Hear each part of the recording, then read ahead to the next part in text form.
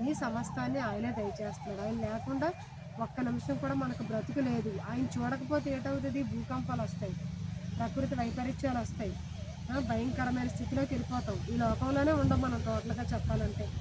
దేవుడు ఉండబట్టే దేవుడికి వందనాలు చెప్పాలి. దేవుడికి ఎల్లప్పుడూ వందనాలే.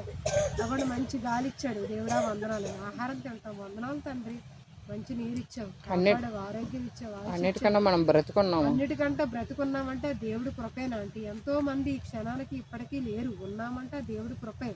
అలాగే నువ్వు ఉన్నాం కదా అని మనం వ్యర్థంగా మన కాలాన్ని వెళ్ళబుచ్చకూడదు. ఇచ్చాడు కాబట్టి మన తండ్రి అంత గొప్పవాడు చెప్పాలి. పెళ్లి చేసుకుంటే అందరికీ చెప్తావా లేదా?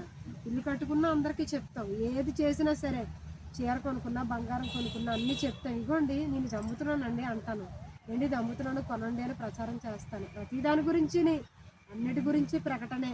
మరి దేవుడు కూడా ఎంత గొప్పవాడో చెప్పాలంటే. ఎందుకంటే ప్రకృతి అంతా దేవుడు చేసిందే. ఆయన ఇవ్వబట్టే ఈ మొక్కలైనా ఇవన్నీ మనం చేసుకోగలుగుతున్నామంటే ఆయన ఇచ్చాడు కాబట్టి. ఆయన ఇవ్వకపోతే మనకి ఏదైనా ఉంటుందా? ఉండదు. ఒక నిమిషమే మనకు రాదు అంటారు చాలామంది. ఇప్పటిదాకా కూర్చున్నాడండి, తాగాడు, కూర్చున్నాడు, మాట్లాడాడు, ఇప్పుడే చచ్చిపోయాడండి అంటారు. అంటే అంతవరకే నీకు ఆయుష్ ఇచ్చాడు. ఆ ఇచ్చిన ఆయుష్ కాలంలో బ్రతకాలంటే. ఇప్పుడు ఈ కాలంలోనైతే ఉంటారా ఉండరా కూడా గ్యారంటీ లేదా అంటే. ఆరోగ్యం ఇచ్చి, ఆయుష్ ఇచ్చి అన్నీ ఇస్తున్నాడు తండ్రి. ఇచ్చిన కాలంలో తన కొరకు మాత్రమే మనం బ్రతకాలి. ఎప్పుడు వందనాలు చెప్పాలి. మనకిచ్చిన ఆయుష్ కాలం, మనకిచ్చిన ఆయుష్ మొత్తం కూడా దేవుడి గురించి ఖర్చు చేయాలి. మరి ప్రకృతి అంతా దేవుడి మాట వినబట్టే ఉదయాన్నే ఎండ టైంకి గాలి, నీరు, పంట, పండు వస్తుంది.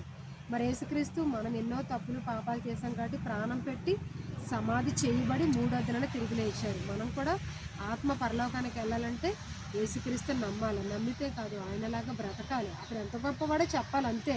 మీ బొట్లు తీయక్కర్లేదు, మీ వస్తువులు తీయక్కర్లేదు. హృదయం పరిశుద్ధంగా ఉండాలి. తప్పులు లేకుండా, పాపాలు లేకుండా, మంచి మనసుతో, శుద్ధమైన మనసుతో మంచి పనులు చేసుకుంటూ ఉండాలంతే. మతం కాదు, ఏం అడగలేదు. మతం అయితే ఇది కాదు, మతం కాదు, ఇది కులం అంతకన్నా కాదు, మార్గం అంతే. మార్గం. మీ ఇంటికి రమ్మని చెప్పారు, మధ్యలో 10 మందిని అడిగాం, మతం మతం మతం అంటే కాదు, అది అడ్రస్ చెప్పారు, అది మార్గాన్ని చూపించారండి అంటారు. ఏంటి ఇంటికి రావడానికి చాలా బాధపడ్డాను, కష్టాలు పడ్డాను, భలే చెప్పారండి మార్గం అంటారు. అలాగే యేసుక్రీస్తు కూడా అదే మార్గం. పరలోకంలో ఉన్నవారం మనం. అసలు అక్కడి నుంచి ఇక్కడ భూమి మీదకి వచ్చాం, అక్కడికి వెళ్ళిపోవాలి. ఎప్పటికైనా సరే వెళ్ళాలంటే నమ్మాలి, నమ్మి బ్రతకాలి అంతే. ఇంకేమీ లేదు. దేని గురించి చింతపడకూడదు, బాధపడకూడదు. దేవుడి దయ, దేవుడి చిత్తం ఎలాగుంటే అలాగే ఉంటాం. రండి, అక్కీపాలెంలో మసీదు వెనకట్లు మంచి మాటలు చెప్తారు.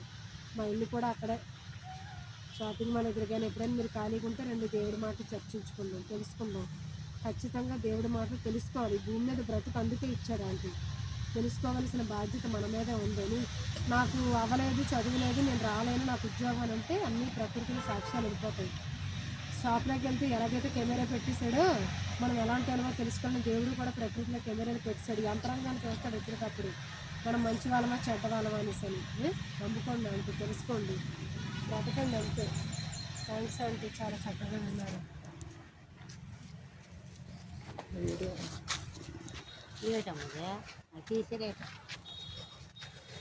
ఫొటోస్ తీసాను.